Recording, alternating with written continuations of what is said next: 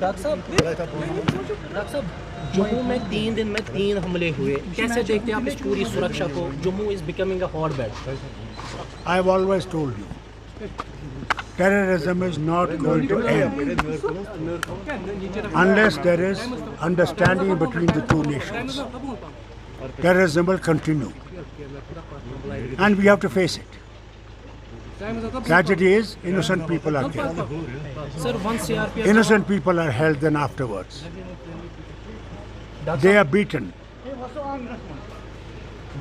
That's unfortunate.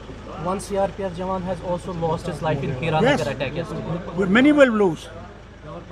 Many innocent people will die. It will happen.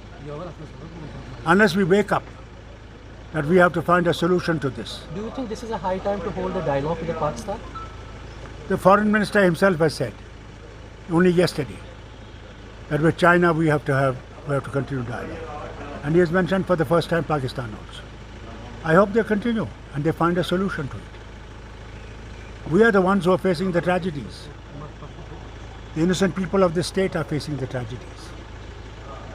And the reflection of this then happens in the rest of the country. I hope they realize time has come to end this.